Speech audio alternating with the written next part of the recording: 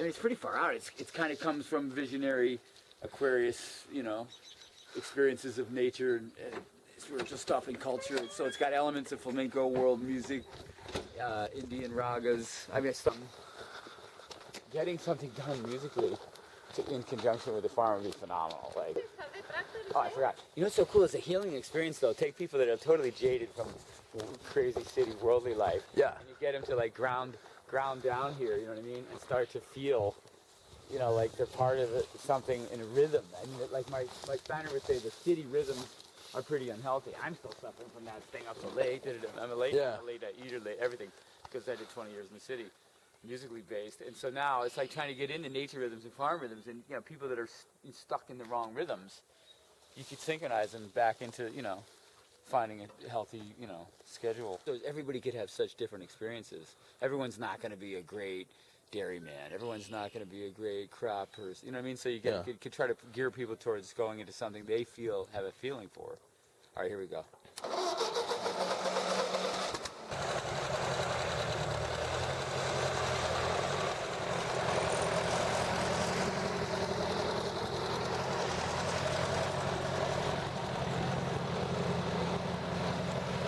Twine. Yeah. We can't stand this stuff. The previous, So this is the previous redneck owners leave it in the field. So if you start digging it up, that's fine. It's the North Sea net.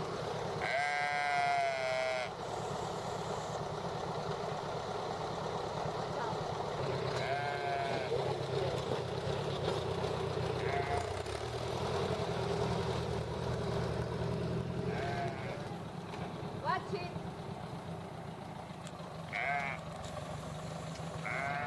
That's them ram, be careful. this guy. Sometimes he's aggressive.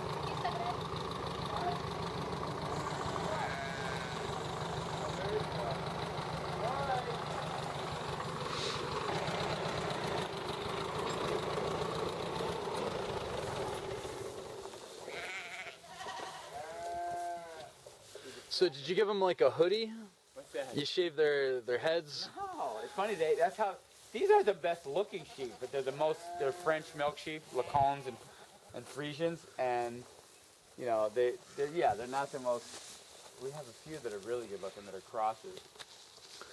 And do you usually feed them the dry forage, or This time of year, yeah. I mean, Pasture and grass. this far north you gotta wait really till mid-May? yeah, exactly. Unfortunately, but. Yeah, man. See, this is a cross. We had several crosses with Icelandic and then Tunisian, North African sheep. Icelandic sheep, I'll show you one how to dress them beautiful. So keep an eye, here's the one, see her with the thing? Yeah, man, come on. Look at those cuties. Come on.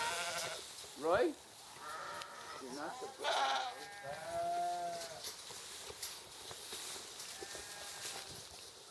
It's a pedazo.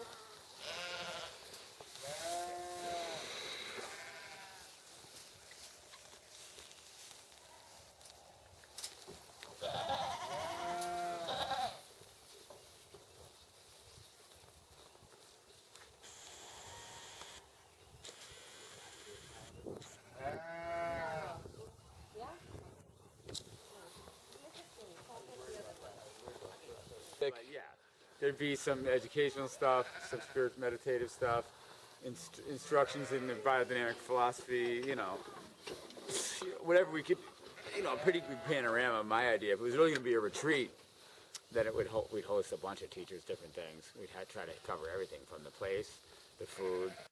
You gotta catch me. You're taking a picture again, light. Claro, yeah. Posing.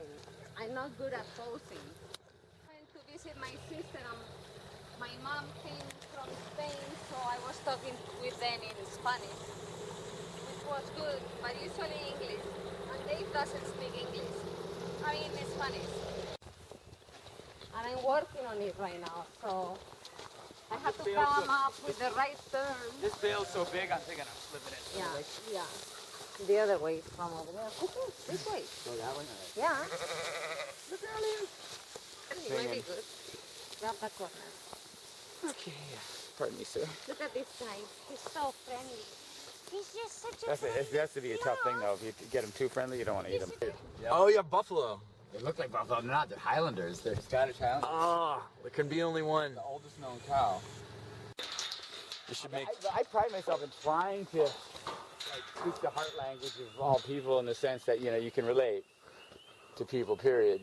Like a lot of the locals. Some are for, some are against us, and the ones that are against us are usually afraid of change and different and new. Some people call them the hippie cow because they have long hair. They're very mild-tempered. They're not aggressive like a lot of other herd type species. They are. They have an extra coat too, so that they're also leaner, fat-wise. But I think the secret is they grow slower. They're almost like a wild cow, and the grain of the meat is much tighter, like venison almost. So I think it's a much higher energy meat. I experience that. I've tried all different kinds of meats. I think this is almost like I said, like a game meat. And that's why you use it for the beef jerky. Yeah. We just like them in general because they're great foragers too. They seem much hardier. They have calves in the middle of winter, no problem. They can survive a much tougher terrain than your average beef cow. And generally speaking, a lot of the modernized breeds have been just made, greedily for production. So, Yeah. like some of my older buddies, they'll say, my grandfather's Holsteins lived to be 20, mine lived to be 12, my kids are done at 4. And that's because they push them to the max. They feed them the wrong things. They speed up their metabolism with tons of grain and drugs and everything, And half the animals don't even leave the barn in some of these modern systems. It's funny, Scotland has quite a few famous breeds. It has the Angus, it has the Highlander, it has the Hereford, I think, too, is from there. And what were you saying about the Queen of England? Oh, the Queen of England, that's all she eats is Scottish Highlander. Do you think it's because it's higher energy? I think, I don't know, it must be something. That taste, actually, I forgot the most important thing. The taste is superior.